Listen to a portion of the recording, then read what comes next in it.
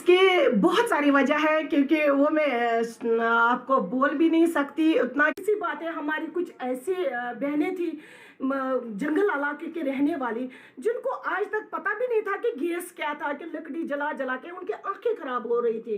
तो जाहिर सी बात है, फिर वो गैस जगह जगह पे पहुंच गया, हमारा मोदी जी ने पहुंचा दिया।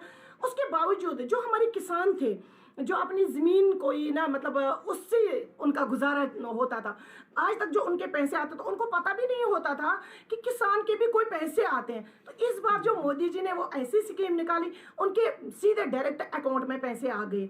तो जाहिर सी बात है, मुझे वो चीज़ें कुछ बहुत अच्छे लगे कि जो हमारी मोदी जी ने किए हैं, तो ये आज तक किसी सरकार ने नहीं किया। उसके बावजूद भी कुछ ऐसे काम हमारे मोदी जी ने किए जो आज तक किसी सरकार ने नहीं किए। तो ऐसी भी वजह है जो मैं नहीं बोल सकती हूँ कि मैं उसको बीजेपी को इसीलिए बहुत ज़्यादा पसंद करती हूँ। वो जो बोलते भी हैं वो करते भी हैं, इसीलिए उनका नारा भी यही है बीजेपी का, सबका विकास सबका साथ। ये और आपने ये भी देखा है कि बेटी बचाओ बेटी पढ़ाओ, उसमें भी उसने कितने मतलब इतने नुक्कड़ प्रोग्राम भी किए हैं, नुक्कड़ जो दूरदर्शन से रिलेटेड है। तो घर घर में उनको जो आर्टिस्ट हमारे थे उनको भी रोजगार मिला उससे, और जो कम से कम कोई ऐसे भी थे लोग जो बेटी को पढ़ाते नहीं थे, तो उनको भी ये सलाह मिला कि नहीं जी बेटी को भी पढ़ाना। और आप देख रहे हो आजकल जो भी है बेटी बिल्कुल आगे। इलेक्शन के लिए हमारी काफ़ी अच्छे जोरों शोरों से ना हम आगे लड़ रहे हैं।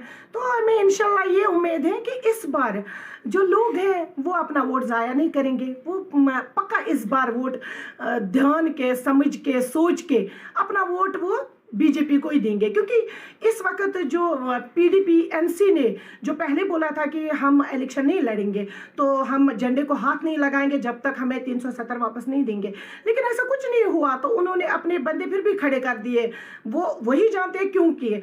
और उन्होंने क्या किया कि उनको भी पता है कि लोग इस वक्त बहुत चालाक है, वो पीडीपी के नाम पे वोट नहीं देंगे, एनसी के नाम पे वोट नहीं देंगे।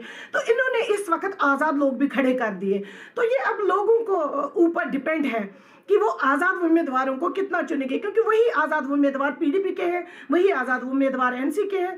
तो वही उम्मीदवार जब आज़ाद होकर जीतते हैं तो फिर आते हैं बीजेपी के साथ, वो ये कि नहीं जी हम बीजेपी के साथ मिलेंगे। इससे अच्छा है अगर लोग सोचेंगे तो वो अपना वोट क्यों ज़ाया करेंगे आज़ाद को देख के। इससे अच्छा है कि डायरेक्टली वो अपना वोट बीजेपी को डायरेक्ट डालेंगे। क्यों? क्योंकि 70 सालों से उन्होंने क्या किया तो वो तो सबको पता ही है। और हमारे 370 की मतलब वजह भी तो वही पीडीपी है, वही एनसी है। ये मतलब बोलने की तो जरूरत भी नहीं है, क्योंकि ये तो उनको अच्छी तरह लोगों को पता है कि 370 के पीछे क्या था। ये तो ऑलरेडी उसका वजह भी यही एनसी है, यही पीडीपी है, यही कांग्रेस है।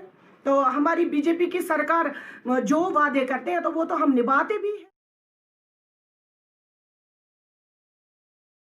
महबूबा जी ने बोला था कि मैं हिंदुस्तान के झंडे को ना हाथ नहीं लगाऊं, तो उसका उसको जवाब मिल गया। अगर वो हिंदुस्तान के झंडे को हाथ नहीं लगाना चाहते थे तो आज वो इलेक्शन में खड़े हो रही है। तो झंडा हमारा वही तो है, निशान तो वही तो है। तो हिंदुस्तान को झंडे को वो चूम तो रही है, क्योंकि सीधे डायरेक्ट आके, लेकिन लोगों को बेवकूफ़ बनाना तो कोई उनसे सीखे।